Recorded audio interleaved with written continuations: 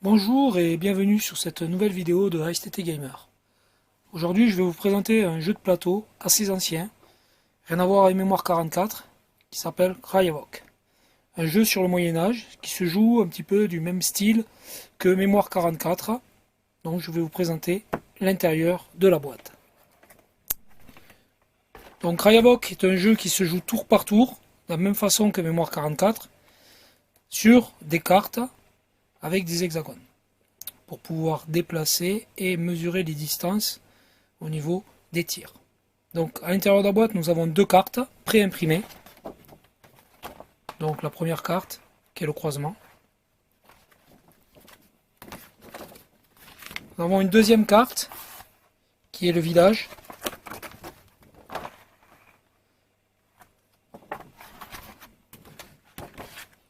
Nous avons donc le livre des règles du jeu, le livre des scénarios, le contexte historique et les personnages, une petite fiche qui nous explique ce qui est à l'intérieur du jeu, et vous pouvez voir ici la complexité du jeu qui va de 1 à 7, donc il est 3, il est moyen, hein. Assez simple. Les fiches de combat, avec tous les tableaux, il y en a 4. Et enfin, le plateau intérieur, sur lequel on va retrouver un des 10 et les différents personnages que je vais vous présenter. Krayavok est un jeu qui se passe au XIIIe siècle, donc en plein milieu du Moyen-Âge, pendant la période de la guerre de 100 ans. À la base, c'est un jeu anglais qui a été traduit en français. Aujourd'hui, on ne le trouve plus en boutique, mais on peut le trouver sur des sites d'occasion, voire sur Internet, on peut le réimprimer. Donc on peut trouver aussi bien le livre des règles, les personnages, mais aussi les cartes, voire des cartes supplémentaires que je vous présenterai tout à l'heure.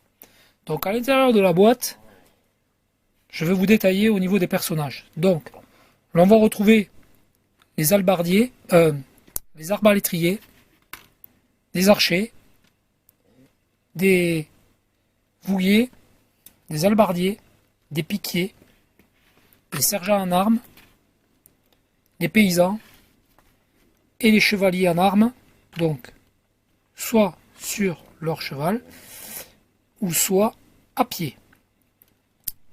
Donc chaque personnage possède des propres caractéristiques. Donc ici nous avons 3 chiffres. Donc le premier en noir, qui est en fait ses points d'attaque. Celui qui est en dessous en rouge, qui est sa défense, et en bleu, ses mouvements. Chaque personnage est nominatif, c'est-à-dire chaque personnage est unique. Ils vont avoir un nom propre à eux. Donc ici nous avons Sir Peter, ici nous avons Sir Williams.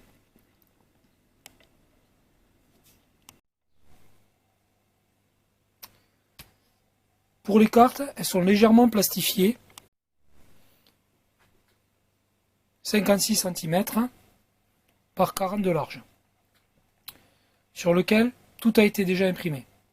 Donc nous avons déjà les hauteurs, donc ici avec les collines, les arbres, les points d'eau et les broussailles. Pour la carte du village, c'est pareil.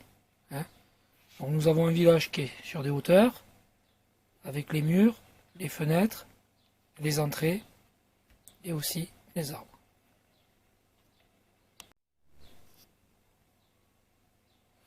Un personnage à pied va occuper une case. Un cavalier va en occuper 2. Le jeu est très simple. Notamment au niveau des règles, nous avons cette feuille A4 qui nous est fournie avec le jeu, dans laquelle est résumée une grande majorité des règles. Donc, sur lequel nous avons l'organisation du tour de jeu qui se joue en 5 phases.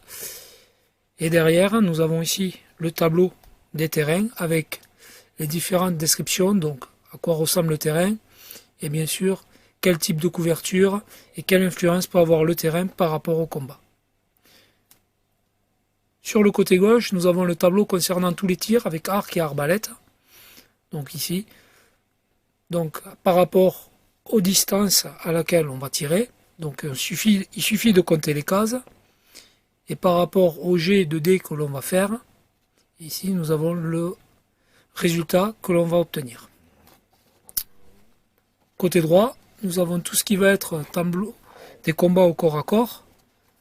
Donc avec les différents tableaux, pareil, avec les jets qui vont de 1 à 10 au niveau du dé, et avec le rapport de force soit de 1 contre 1 jusqu'à 12 contre 1.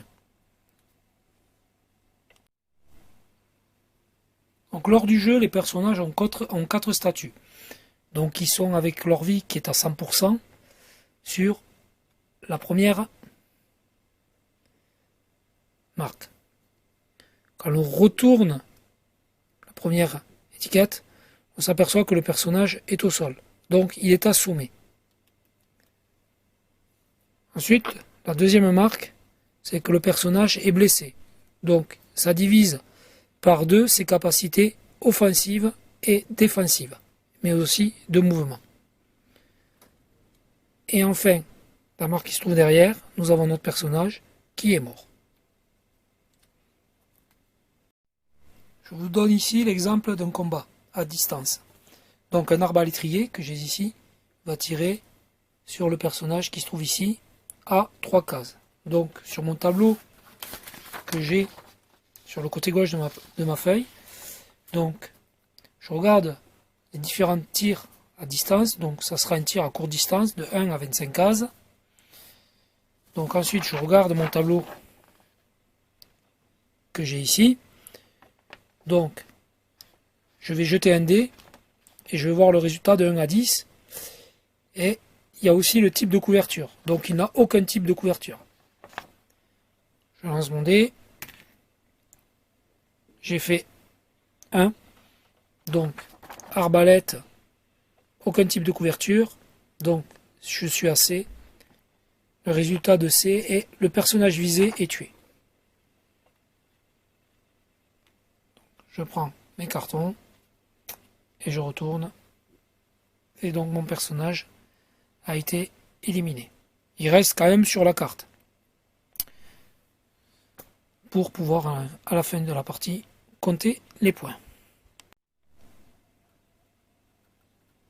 Pour l'exemple des combats à pied, je vais vous prendre celui d'un chevalier qui est sur son cheval contre un fantassin. Mon cavalier a une attaque de 22, mon fantassin a une défense de 3.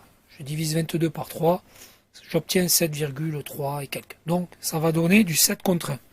Donc sur mon tableau, je vais me retrouver ici à 7 contre 1. Donc pareil, je fais un G avec mon D10. Je vais obtenir 9. Donc 9 à 7 contre 1, je vais obtenir C. Donc C, le défenseur recule d'une case. Donc mon défenseur, hop, recule d'une case. S'il n'avait pas pu reculer, il aurait été blessé. Un petit peu comme dans Mémoire 44, quand on ne peut pas reculer, on perd une unité par exemple d'infanterie ou une unité de char. Et là, ça aurait été un petit peu la même chose. Si mon personnage n'avait pas pu reculer, et bien automatiquement, il aurait été blessé dans l'attaque. Pour les scénarios, donc il y en a 7 dans le livre exactement.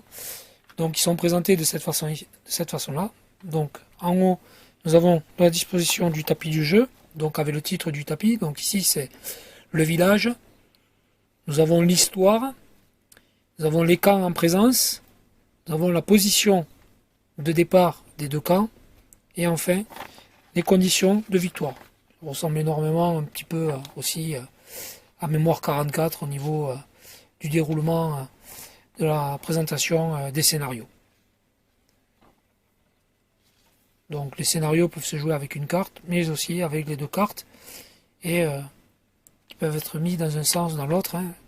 Les cartes sont numérotées dans les coins, donc automatiquement il suffit juste de replacer les numéros les uns en face des autres.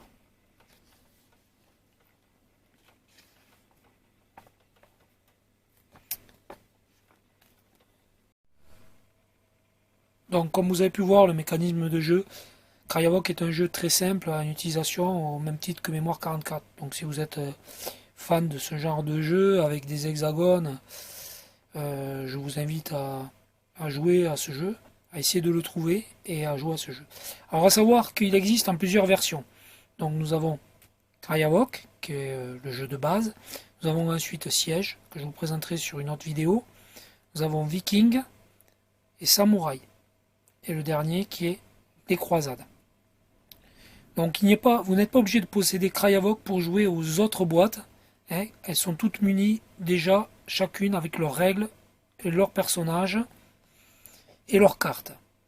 Par contre, c'est vrai qu'il y a certains scénarios dans les boîtes qui vont vous demander d'avoir la donne du jeu. Donc du style, pour Siège, il peut y avoir un scénario où on vous demande Krayavok pour avoir une carte supplémentaire, mais aussi les personnages.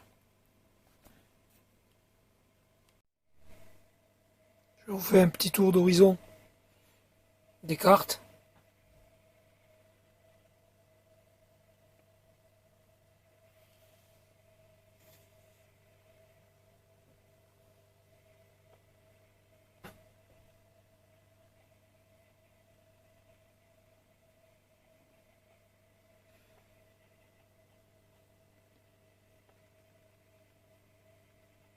Et des personnages.